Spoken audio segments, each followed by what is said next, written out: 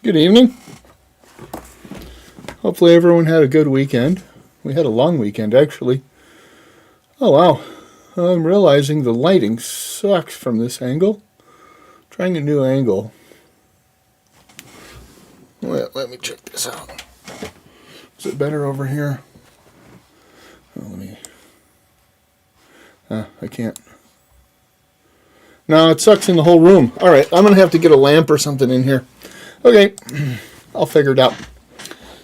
Well, I'm in the shadow now. Fair enough. I don't really care that much. All right. Excellent.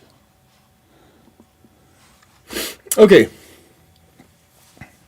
So, where did we leave off? Oh, hey, there we go. Where did we leave off? Oh, that's right. We talked a little bit about control I/O. No, channel I/O. Sorry, I/O on a channel, and that's where it kind of breaks it out. It's just more intelligent than the DMA. It breaks it out and it gives some controllers some of the things to think about, or some ways to think about it. I could bring that up, I suppose. No, I don't want to do it that way. I want to do it this way.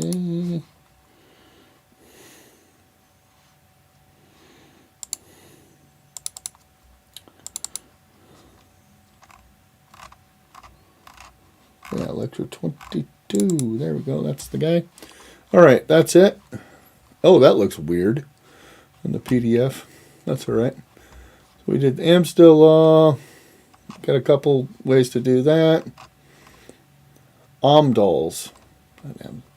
Then the different subsystems, blocks in main memory, buses. Now, blocks, right? That's just a number of bytes. Not sure.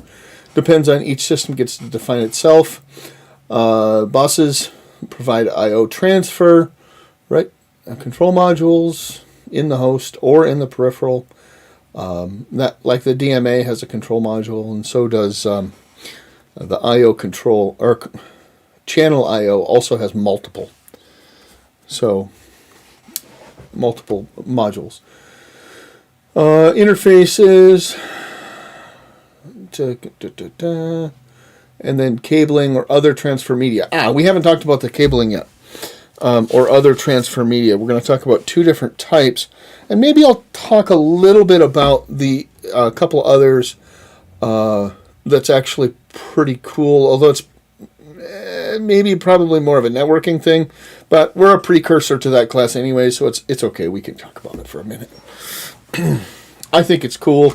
Plus, I have some extra knowledge about it. So, I have practical knowledge. I actually worked for one period of my life before I went back to school. I didn't go back to school until I took a break. So I went to 1 year at a community college in northern Minnesota, and then I took off 8 or 9 years. I don't know, spring of 93 until summer of 2001. So that's 8 years. I took 8 years off. I worked a series of minimum wage jobs. Fair enough to say that. They weren't all minimum wage. Most of the time I wasn't at minimum wage. But a series of jobs. I was not happy in any of them really, and so I ended up going back to school. So I ended up having some pretty good motivation to go back to school. In fact, actually, that's part of the story. And maybe I'll get to it here in a minute. When we get to cabling, when we get to that portion, I'll talk briefly about it. Okay, programmed I/O. Oh wait, a protocol. Right, we need a handshake. Right, that's an agreement on which protocol we're going to use, and then we have some buffers or memory that's used to transfer I/O data. We just call them buffers. All right, so the first one is controlled or programmed I/O, and that is we just have a control bit somewhere that says when something has input or output, or input coming into it or output going out to it. So it depends on where that bit is, and then we just pull it every so often. If we notice that the bit is on, then we're going to request that information. The second one is interrupt driven. And that's where an interrupt gets sent. I think at one point I said that the programmed I/O was keyboard. Actually, I'm incorrect on that one. Keyboard is almost always an interrupt-driven system. Same with the mouse. Both of those are interrupt-driven. Even the touchpad on your cell phone is going to be the same thing. It's going to be interrupt-driven. Then we have memory mapped. So that's a reserved chunk of memory or a buffer that we put something in there, and so all it does is it checks to see if there's any information there from time to time. And then if there is, then it goes in and pulls it in. And then the DMA uses a special kind of chip right here. And so we've got this control that tells the DMA that something's going to go on. It should pay attention to the data bus, and then it looks at the data bus. And then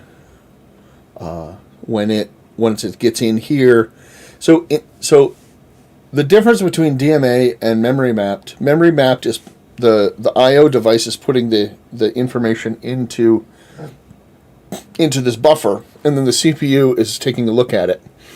In direct memory access or DMA, what's going on is whatever has the input informs the DMA, and there'll be a bit or something in there, and so then it can send that message, and it either sends it through an interrupt or otherwise, probably an interrupt, to the CPU, and then the CPU then sends the data or requests the data through the control, bypassing other things so that we can do other things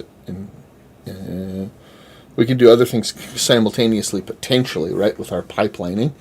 And then at that point, the DMA will bring in that data and send it on to the CPU through the data bus. So, and then here, this works exactly the same. The only difference is it has these processors here that handle multiple different things.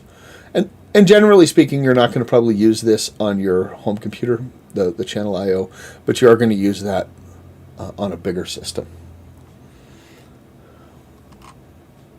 Okay, so that was where we left off.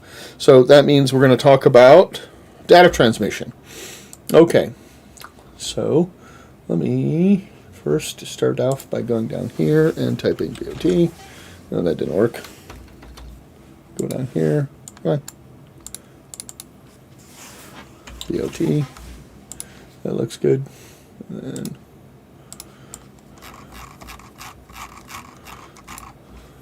do that.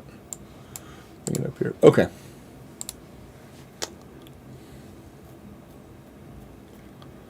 Okay, so data transmission. So let's go ahead and type here. Type. Go home here. Go to 36 bits. It forgets.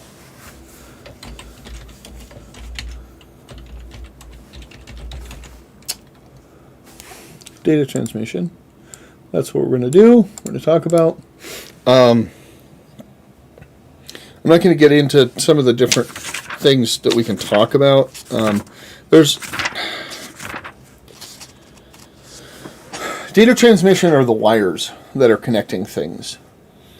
And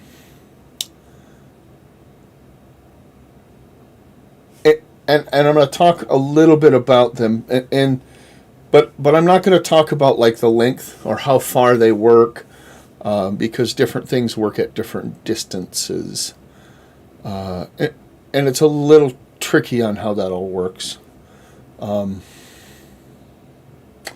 But I'll give you some examples a little bit, and I'll give you a relative idea of how far things can run.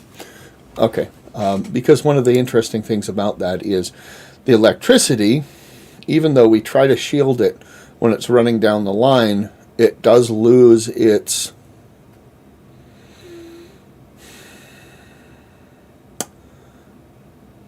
energy isn't right. It gets less precise as it goes down the line.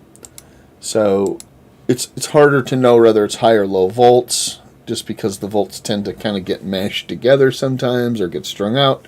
So it gets a little weird. So it's harder to get those transmissions to go down the line. Okay. So the first one I'm going to talk about is parallel. And let me just do a draw again here.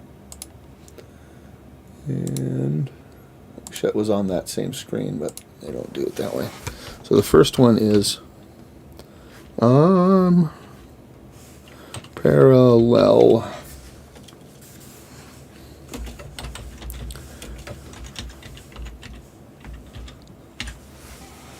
Data transmission or data transfer.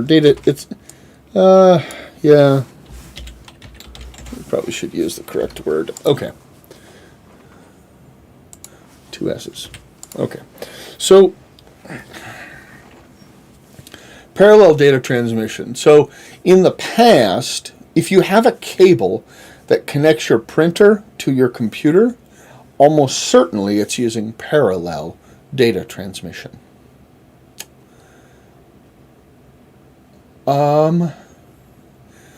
Also, if you're inside of the computer and you see those wide... Oh, I have to turn over here. I have to flip these around, don't I? Oh, hang on a second.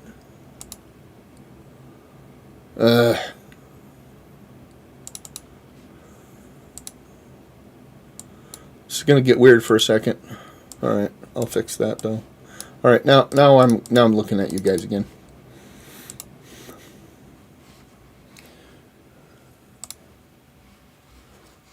Actually, bring this over here and take that over there. I'm resetting my displays. Okay. So now I can look straight at you guys. Was that working? I don't know if it's still working. I think so. Okay, it is. All right, good deal. All right, so there's a number of different things in this data transmission here. So what I want to do here, let's just put a couple things in here. So there's 4 different things that we use in a serial. Oh, okay. So those wide gray, if you've seen them in, there we go. Okay, that's why I'm being messed up. Okay, if you see those wide gray cables inside of your computer, those are actually bus cables, but those bus cables actually are in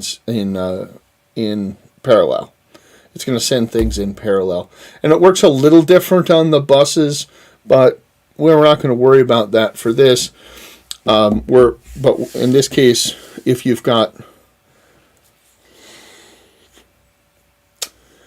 have a connector that's real wide, that doesn't have, so the connectors, there's some connectors that are wide, but they're called D-subs. And so they'll have a bunch, you'll look inside of them, and they'll have a bunch of pins sticking out there. And then of course they fit into the connector. That's not what I'm talking about. Those would be used a lot of times for monitors. Although most people now are using HDMI or something else or something better. But the old computer ports, I wish I had a cord. I think I threw them all away. It's been a long time. But so if your printer, and some of you maybe are looking in the background, you can see a printer sitting behind me. That printer actually is not set up directly to a computer, so it's set up through the network, and so it's actually wired into the network. Is it wireless? I don't even know. I'd have to go look at it, and I'm not going to do that right now while we're talking. So those use a different system. This is if you plug it directly in. And then, even then, there's multiple different ways to do it. But if it's a wide plug-in for your printer, that's parallel. I'm trying to think if there's anything else I can think of that uses that. I can't think of anything that I've used. If somebody else has an example, go ahead and let me know. That'd be great. Okay. So, but it has 4 different things that we're going to talk about here. All right, so the first thing is what's called the strobe bit. So the strobe bit, it's on the host, and what it does is it means there's something here. Strobe bit. Well, I shouldn't say host, I should say sender. Because, right, in this case, it would be on the host if it was sending it to a printer, because a printer is an output device. But if it's an input device, the strobe bit would be on the thing that's doing the inputting. Maybe a webcam or something like that. Although webcams almost all use USB, that I know of anyways. Okay, so there's the strobe bit. And then there's data bits. And I'm going to say data byte because it's really, usually it's just a single byte, although you can get more than that potentially. This is also on the sender. Then a busy bit. Yeah, I know. Really? It's kind of a funny word, but it's a busy bit. Not a bit busy, but it's busy bit. And that is on the receiver. Yeah, I get to say that. That's really great. Hey, you can say it too. It's okay. And then the very last one is an ACK, which is short for acknowledgement bit. And that's also on the receiver. So let me kind of explain the process that this does things in. So the first thing that happens is the strobe bit gets turned on. So when there's a piece of information, so let's say there's something you're going to send to the printer. So then the strobe bit gets turned on and the data byte gets information. So anytime we're going to put something into the data byte to send to across the transmission, across the data transmission lines, we're going to set the strobe bit first, and then we're also going to leave the data bit, or we're going to set the data bits. So think about, right, it's low voltage or high voltage. If it's high voltage, then the strobe bit is on. If it's low voltage, then it's off. And the same thing with all the bits in the data byte, but we're not going to worry about that right now, okay? We just think about the strobe bit. So what happens is that strobe bit gets turned on. Then the other side will notice that. So it's just listening for the strobe bit to get turned on. When the strobe bit is on, it goes, aha! And then what it does is it turns its busy bit on because it's busy, and it then will pull the data from the data byte. And once it's done and everything's complete, then it will send an acknowledgement bit. It will turn its acknowledgement bit on. It doesn't turn it on for very long.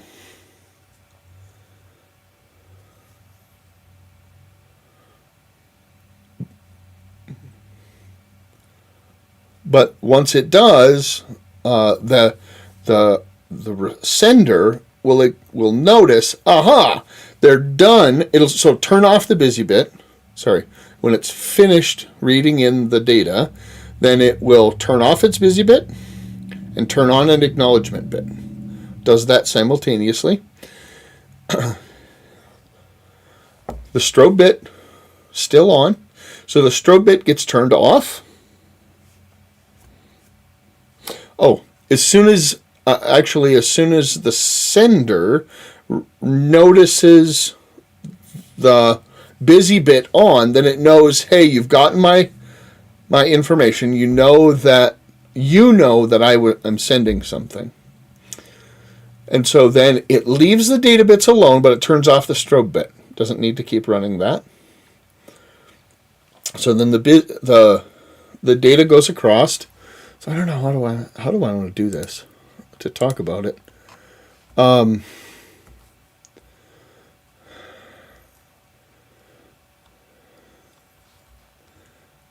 Let's go here. Go 28, a little smaller. So let's just do the process and see if I can kind of, so data byte and strobe bit turn on. Then the receiver turns on the busy bit.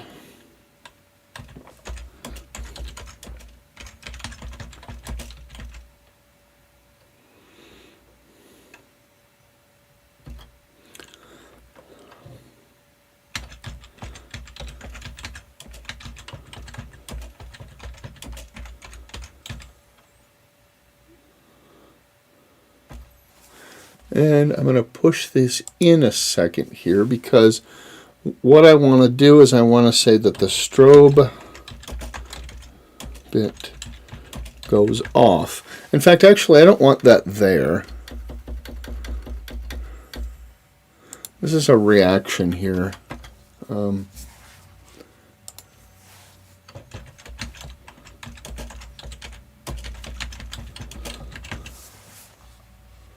Strobe.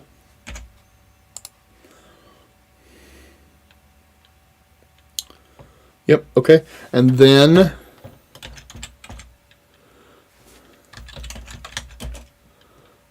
I don't need to do that. I just say the ACK bit.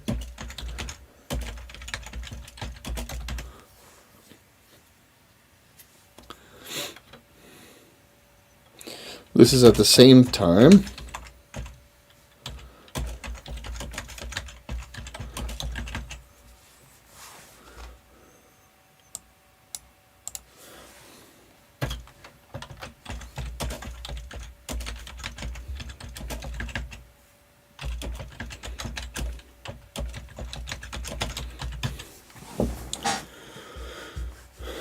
So, yeah, right, then the ACK bit gets turned off after a short time. So this is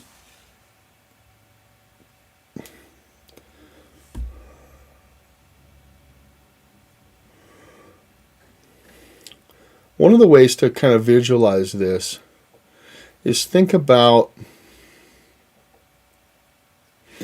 there's two groups of people on opposite hills from each other. And all they have to communicate is a flag. So they can hold a flag up. So a flag up means I'm turned on. A flag down means I'm turned off. And you could have a series of people, say 8 people, for your data byte. And they're in an order that has been previously agreed upon. And so, right, as soon as I'm ready to send a message, the strobe bit turns on. The only thing I'm ever looking at is the strobe bit. I don't even care what the data bits are doing. They're just, I don't know, they're playing around doing a dance or something. We don't care. But as soon as that strobe bit turns on, I do care what they have to say. And so now what I'm going to do is I'm going to put on my busy bit on the other hill. And so then the first hill notices that my busy bit is on and it can turn off its strobe bit. And then I'm going to receive the data. I'm going to go ahead and grab that data. And once I've done that, then I'm going to turn off my strobe bit and I'm going to turn on my ACK bit. So if the acknowledgement doesn't go on, if I turn off, no, sorry, strobe bit turned off. This is the wrong, no. Busy bit gets turned off. So I'm going to turn off my busy bit, and the ACK bit's going to get turned on. So if my busy bit gets turned off, but the other side doesn't get my ACK bit, then they can assume that the message didn't get across. If it didn't get across, then we'll figure it out as we go. So that's basically how that works. There's other diagrams and things like that. The book actually has a diagram that's fairly decent. So it's just a hard thing to kind of understand. You just have to kind of work it out in your head continuously over and over again. All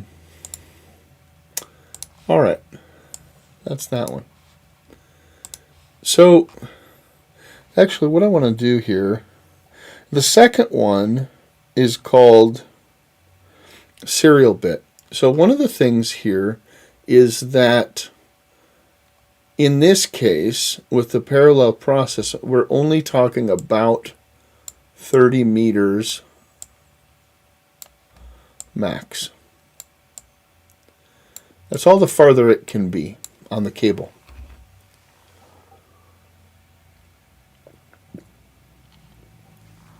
It's a different thing if we have a network printer. It's different. I'm just talking about directly printed in, plugged in. 30 meters, not very far. But we could figure that out. Okay.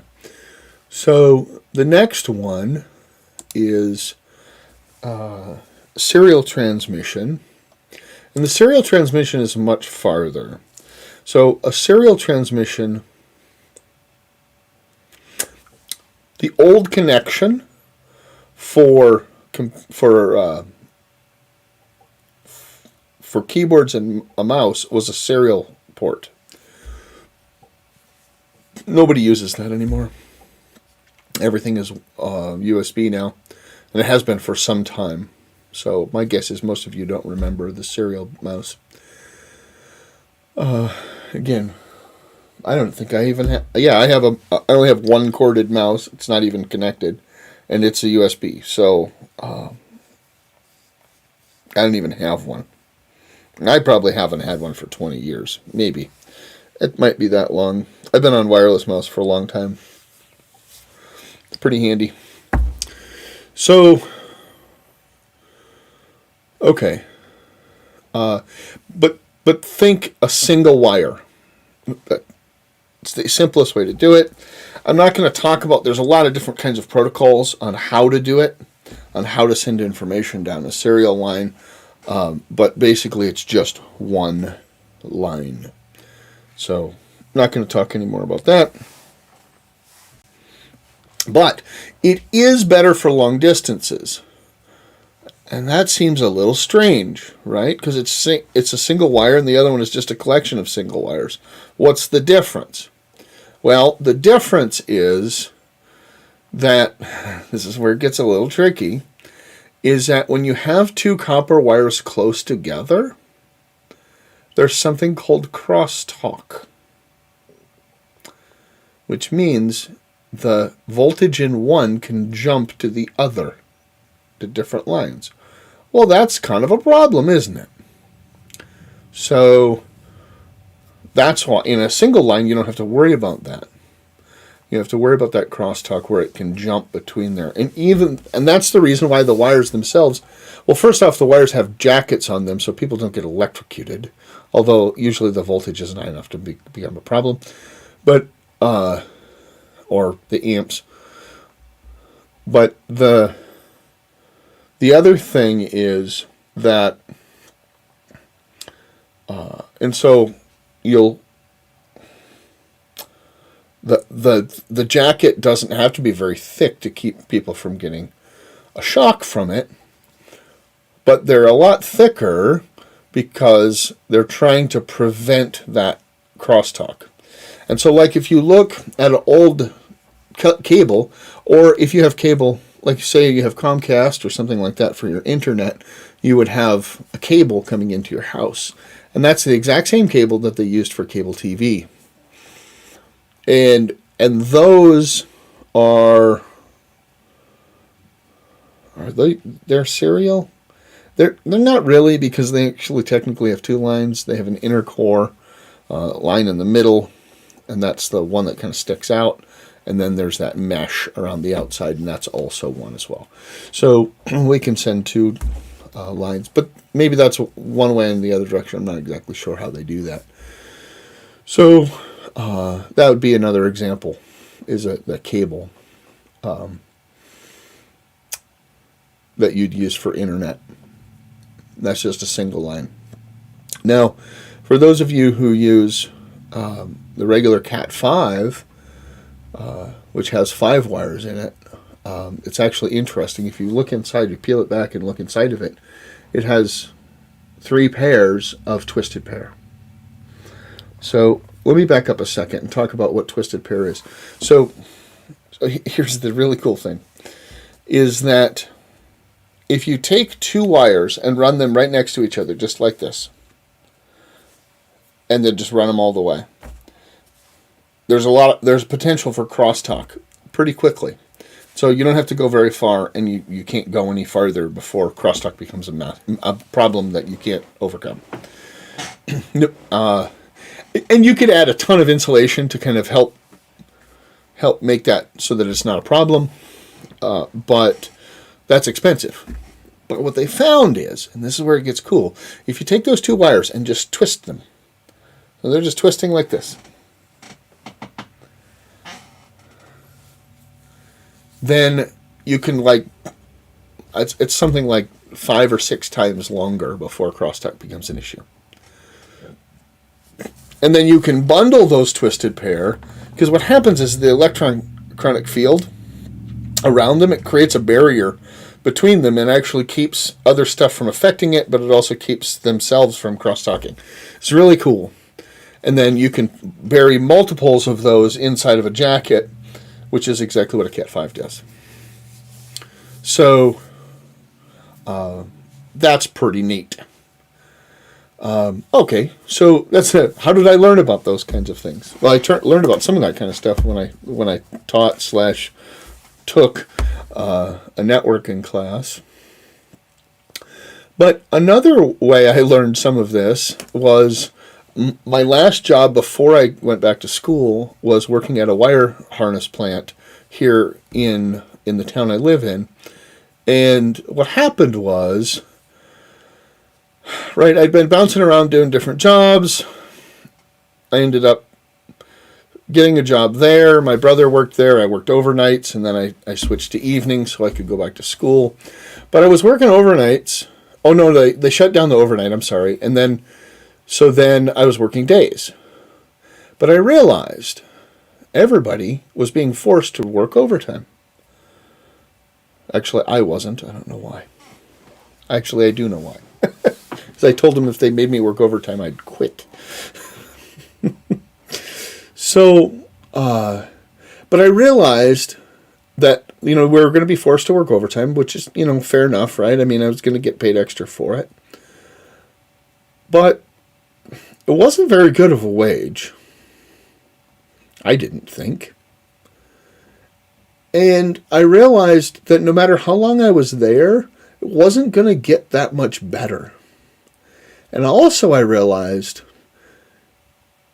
I wasn't going to get that, things weren't going to get that much better because I wasn't in a trade or something like that, because some of those you can actually do considerably better.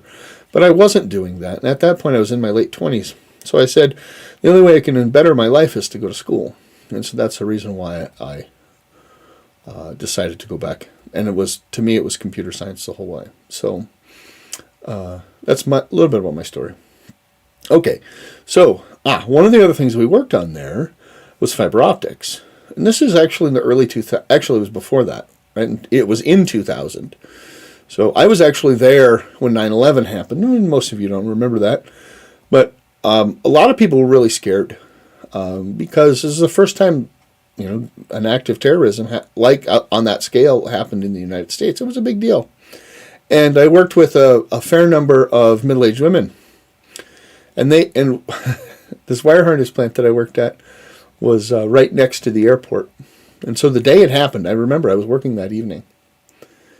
That afternoon, actually. I think I started at like 4 or something like that. And boy, they were up in arms. They thought it was, the sky was going to fall and that the planes were going to be crashed into our building because we made wire harnesses for medical equipment. So they said, if they can destroy our ability to make medical equipment, that'll really hurt every. And I shook my head. I'm like, and then I stopped them. I said, you can't, no, quit being scared. It's not, they don't even know we exist. Which was true. I mean, or hopefully it was true. But they certainly didn't, there were no attacks or anything that happened there. So that was good. But it was certainly a scary time. So,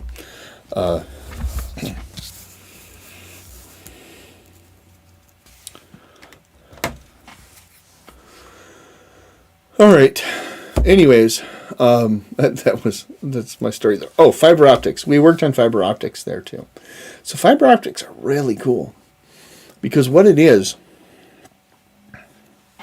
it's a cable that has essentially a mirror on the inside of it so that it can shoot laser beams down it, laser lights down this tube of a mirror.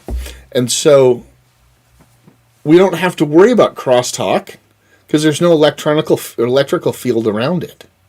It's just a light. And it's completely shielded. So unless that shielding breaks, that we don't have a problem there.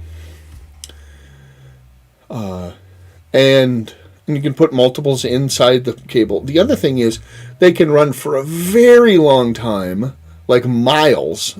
The regular copper wire can't run that far, not even close, no matter how much twisted pair or any that kind of stuff. But it can run for miles and miles without having any problem with being degraded or anything. It just runs, which is why fiber optic is so much better. Also, a light travels much faster than the electrons down a copper wire. So although it's not a big deal, when we were talking long distances, anything over a few miles, it makes a difference. There's a noticeable difference to a computer. Maybe not to a human, but to a computer. You'd probably have to string it out to a couple 100 miles, and then you would notice a difference for a human. All right, so the second one is,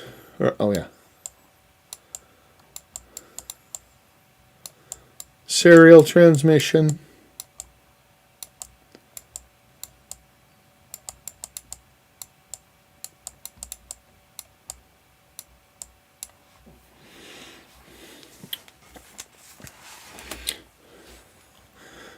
It has many protocols, so let's just go ahead and put that many protocols here.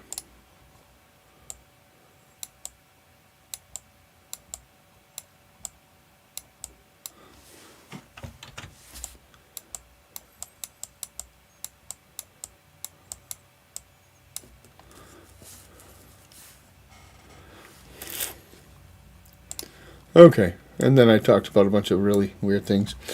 Anyways, so that's really all there is. There isn't a lot there.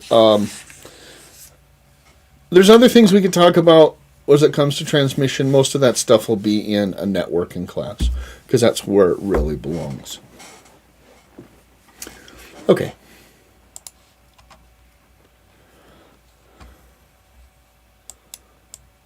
Disk tech. Disk technology.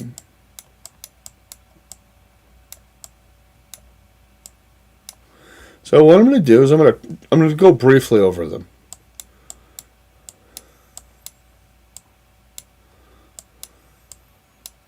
HED or hard drive disk.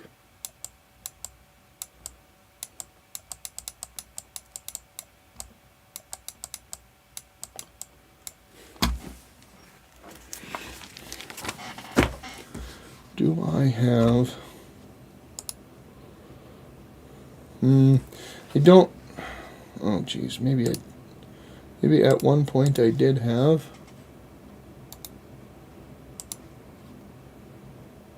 No, that's not what I wanted. Hang on. Alright, so... Does this have a decent picture? No. Okay.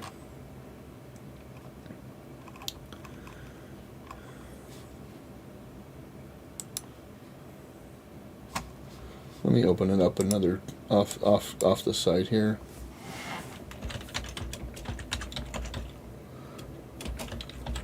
I think the wiki page actually had some decent pictures of the internals, didn't it?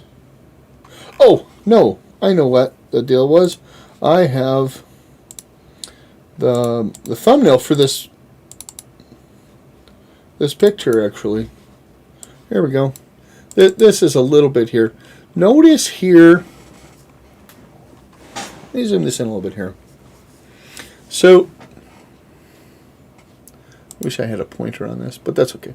So notice here, this is an arm that goes out, and it's reading off of this. But there's another arm down here, and if you barely look, you'll be able to see another arm here. Ah, okay. And here's that ribbon. It kind of looks like a ribbon, right? It's going to be a serial. Information is sent across this with serial transmission. Okay, so what happens is, let me zoom back out again. This is the center here, the center pin, and that thing spins. It spins around. In fact, when you listen to your computer, you can hear it whirring, right? There's two different reasons why it might be whirring. One is the fan that's in there, or sorry, fans, because there's probably multiple fans. But that will be constant. It won't change, generally speaking, unless something bad's really going on with your computer. Usually the fans don't really change too much. They're just a constant little... But if you hear it kind of going up and down, and it's more of a whirring sound, that's a hard drive spinning. And some of them might make a lot of noise, some don't make very much noise at all. And so that's that. And so what happens is this thing spins around really fast. But in the process of it spinning, each of these arms has a little head on it. Oh, wait, you guys can't see that because I'm still in the old way. Okay, so here's my arm, and if I see, look, I can see an arm here. And there's actually one way down here on the three. Each of these is called a platter. And on this drive, as it spins, there are little grooves in there. And so it can read each of those grooves as it goes around. Of course, the grooves get smaller, but it's less distance as you go in. But it can read off all three platters at the same time. There's a lot of different things we can do. But what happens is it has little pits and little rises in there. And so that goes up and down. I believe that's what goes on a hard drive as well.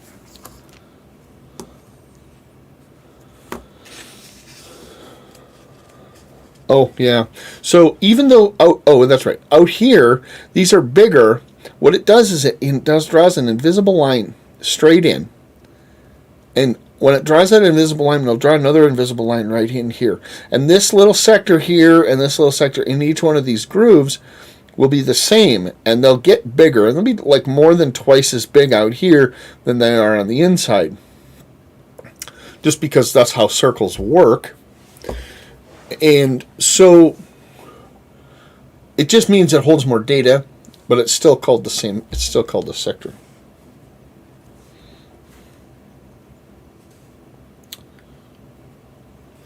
Each of these grooves is called a track. I mean, there's a bunch of different things we could talk about, like nomenclature. Those are the words that we use, right? So we talk about each one of these as a platter. This is the arm. This is the read head. There's tracks going around. And then if we draw the lines out like this, each of these is a sector in that. And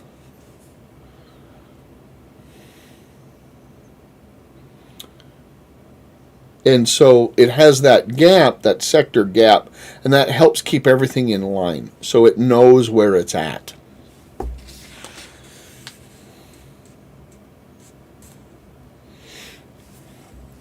Sometimes there's two-sided. They're two-sided, so there'll be one on the top, and then on the bottom of this one, and the top, and then the bottom of this one, and the top and the bottom of that one.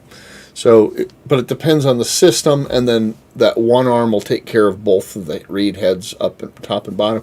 Actually, it does look like, see how these in there? You can see there's a wire, or there's like a little bit of connector, both on the top and on the bottom of that arm. So my guess is this is reading on the top and the bottom of that. Of these platters. Okay, so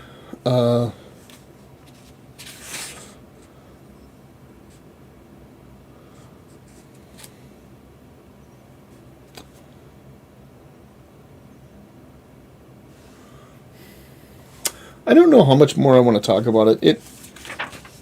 I mean, it does like the book does a pretty good job of giving you an overview, and you can find other places out there that'll give you that overview of what those drives kind of work.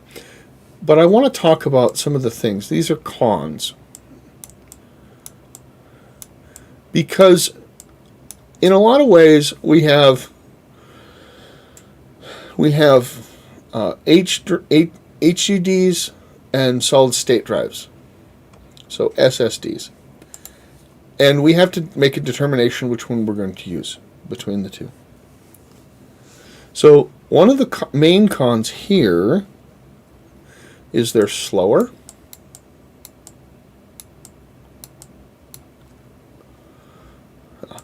I'm going to have one pro. We're going to get to that at the end. They're fragile. And when I say fragile, that means you don't really want to drop them. Which means, yeah, shouldn't be throwing your laptop around. Not a good idea. You can mess up the hard drive, especially if it's currently running. The good news is modern hard drives are pretty good about dealing with some of that kind of stuff, but just be careful because you can do it. You can mess it up. Also, if you're going to move your desktop computer, the main part of the computer, you just want to be careful not to be jostling it too much, and you put it in the car, try to put it in a spot that's not going to move around. So, don't put it in the back of your pickup truck where it's sliding all over the place. It's probably not real good for the hard drive. Another thing is it uses more power.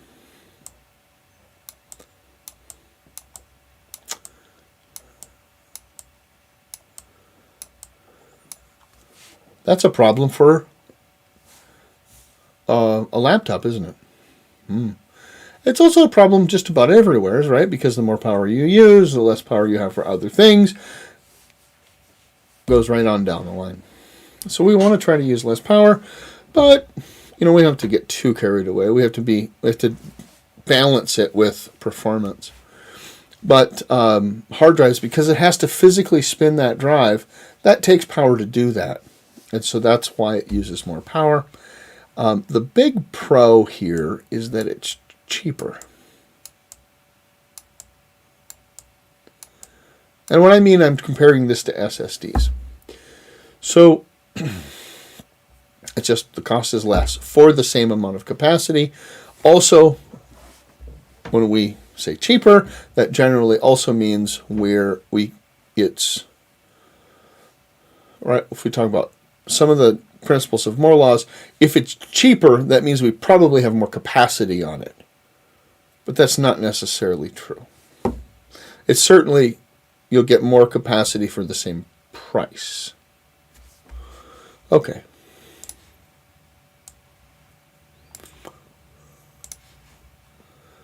So then we have SSD.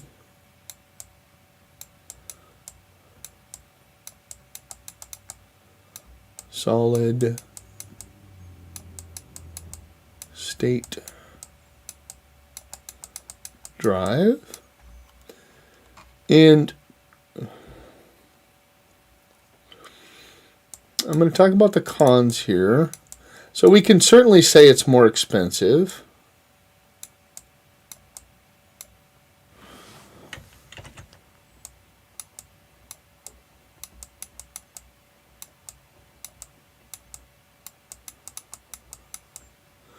The other thing is they wear out faster.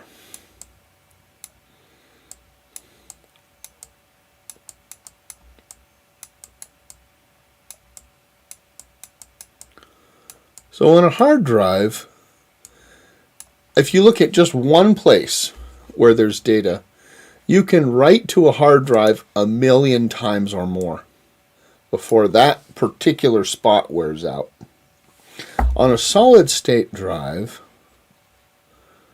it's 30,000 to 1,000,000 writes. After that, the hardware itself will just fail and doesn't work anymore. So one of the things you want to look for, and pretty much you're going to see it on all of them now, but it's something called wear leveling. Where's my mouse? Wear leveling.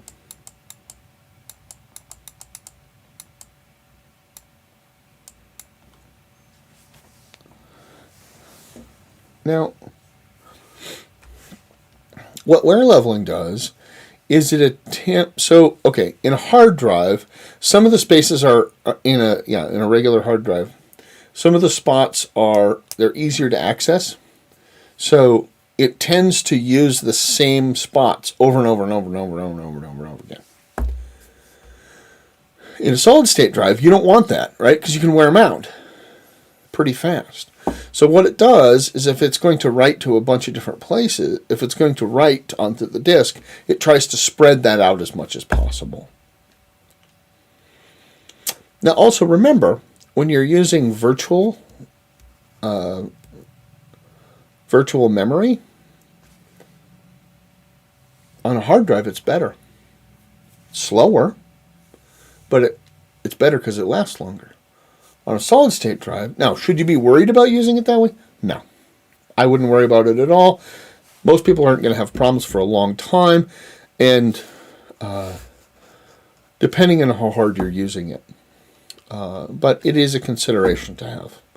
The solid state drives do wear out. The older ones more so than the newer ones, but the newer ones can wear out as well.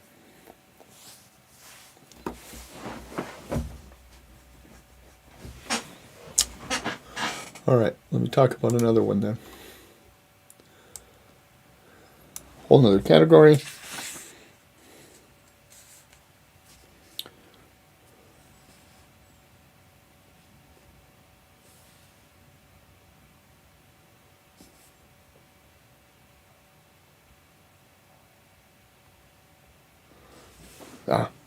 Oh, yep, actually, where's that photo I had?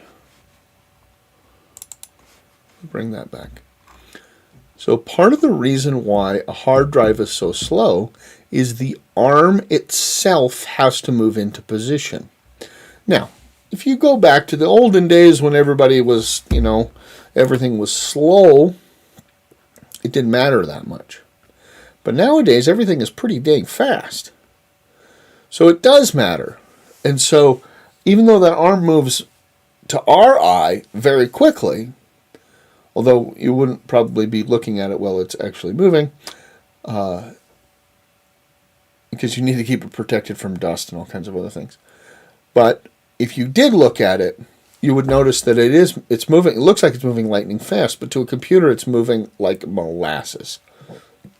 Because remember, computers are dealing with things like, at a billionth of a second. And this takes, hundredths of a second to move, which is super, super slow. So that's just an idea there. Okay, so let's move to some of the optical discs. So the first one is a CD-ROM.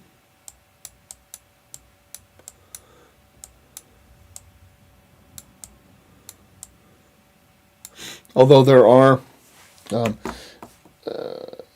it's interesting because when you say CD-ROM, CD stands for compact disc. And they're originally developed to play music on, but they're very quickly used to adapt to computer use.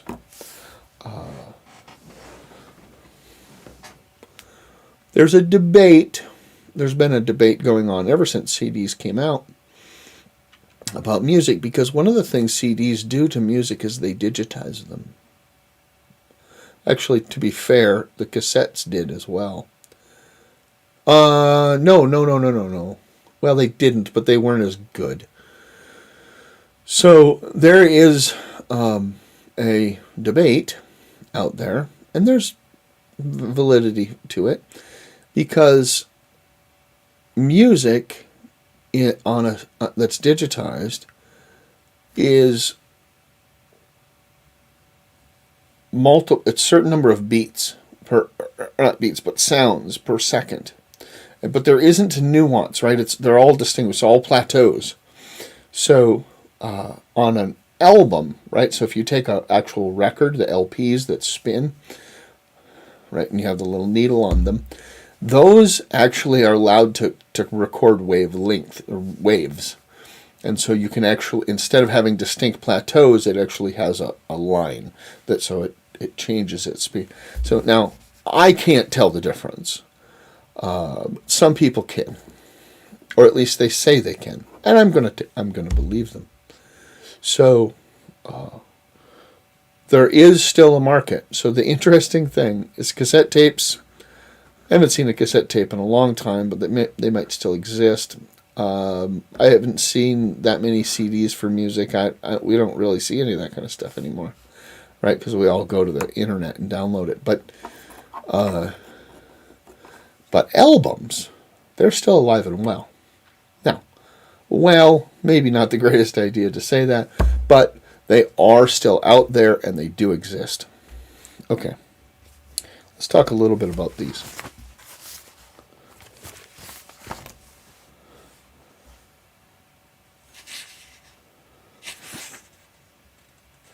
So they work as, in some ways, a lot the same as a hard drive.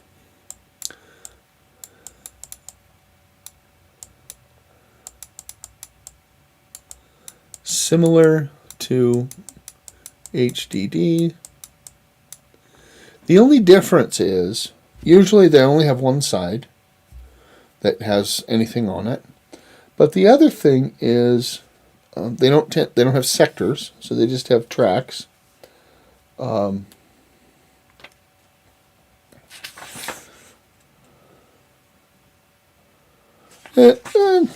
book talks a little bit about it, and it's interesting. I think it's really interesting how it works, and I think you should look at it especially if you're interested in how this works.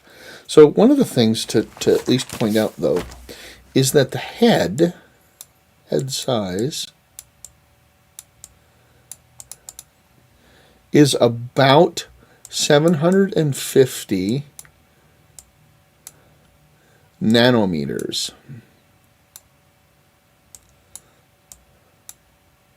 And that's about a billionth of a meter. So it's actually 750 billionths. So that would be, I guess, about 0.75 millionths of a meter. Yeah, a meter. So you've got centimeters, millimeters. So it would be about 1,000th of a millimeter. So it's pretty dang small. Pretty dang small. However, the next one in line, I think maybe you guys know what these are, right? DVDs. Very, very similar. They are faster. And, okay, so the same thing here, right? We have pits and land. So, and it's like, it uses Morse code. So you have short and long and short and long and short and long, and that represents the ones and zeros. It's actually pretty cool. But the DVD uses the exact same technology. The only difference is this one has a head of 650 nanometers. Well, wait a second. What's the capacity of a CD-ROM?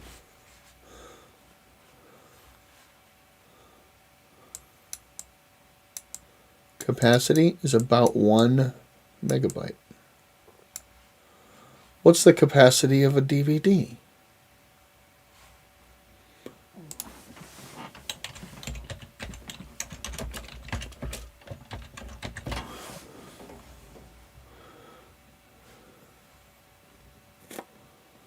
Okay. I misspoke. Oh, nope. Yep, I misspoke. I should probably look things up so I don't get things wrong. About 700 megabytes. Oh, right. Okay. And then a DVD. So And then a DVD has a capacity of about, what does it say? This says 4.7 to 8.5.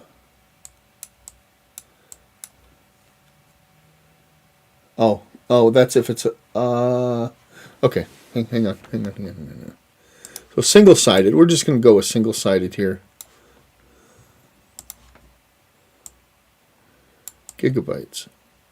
So it's about 7 times bigger. Not quite. About 7 times bigger. Wow, that's a big difference, isn't it? But look at the main difference is the size of the head. That's it. So here's the interesting part. Because the head is smaller, you can put more grooves on the DVD, and also the things can be closer together. So you can contain more in each circle, but also there are more circles. And that amounts to 7-fold improvement.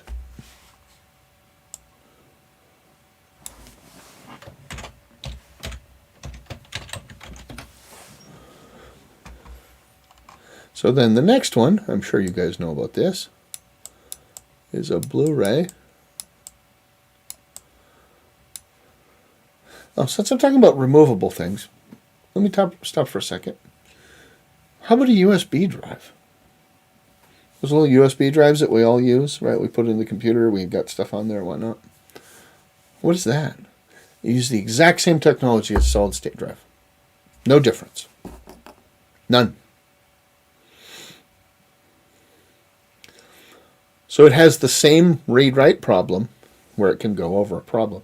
The good news is it's never going to get used as virtual memory. So you don't have to worry about that problem where it could get too much on or off it. They do wear out, although I have one from, I think, 2006. It still exists. Let me see if I have it in my drawer here. The case broke. It used to look like this, right? This is verbatim, but that's not the way it looks anymore. I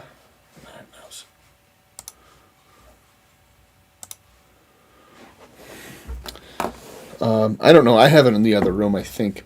The case broke off of it. That's an interesting story, but the case broke off of it, and I took some electrical tape and wrapped it up. So it's wrapped in electrical tape. So I call it my redneck, my redneck data drive, or whatever SS or USB drive. So and it doesn't have a thing where it slides in and out anymore, because that's all broken. So it's just, you could see the raw chip, but you can't anymore because there's electrical tape on it. So that was rather interesting. I don't think it even held a gigabyte. It's really small. But they do last for a long time, and it still works perfectly. I have another one that was 32-bit, early adoption for 32-bit, and that's probably from 2015, 2016, and it's really super flaky, and I don't really use it anymore. I'd probably just throw it away. Anyways, the head on a Blu-ray is about 405 nanometers. So then we are going to be able to increase our capacity again, right? And this time we increase our capacity to about 25 gigabytes.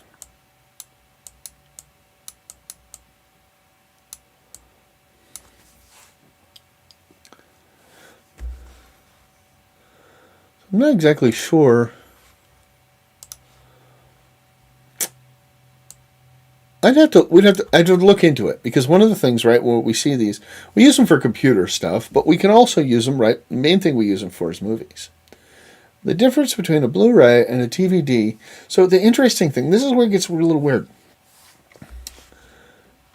A regular full-length movie is about 1 gigabyte if it's not HD. If it's HD, it's between 4 and 5. Most of those will fit on a DVD. Why do they put them on in Blu-rays? I don't know the answer to that. It's a question you guys can answer maybe for me, or look up just because you're curious. I'd be curious to know that, but not that worried about it. That's the main difference between each of these. The technology is basically exactly the same.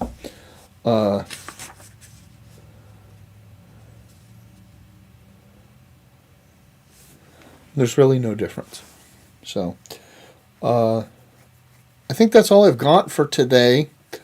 The only difference, right, is that head size, which means things can be then tighter, fewer grooves, and more information, because the pieces, the data can be actually closer together. So, in both different directions. So we see a 7-fold here difference with 100 nanometers difference, and this we have 250 almost, and this is only a 5 times increase. So, but we do have a pretty big increase from here to here. I mean, that's a major increase. It's definitely worth it there. I think actually it'd be worth it on all the others too, so fair enough. But, okay.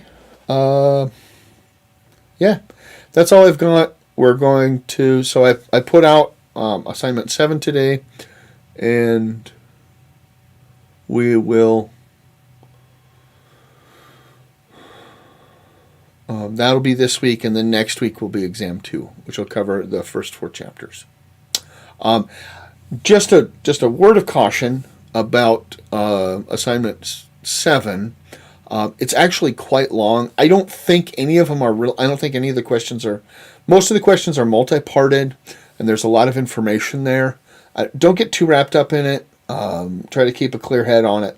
Most of the questions are pretty straightforward. They don't require a lot of computation.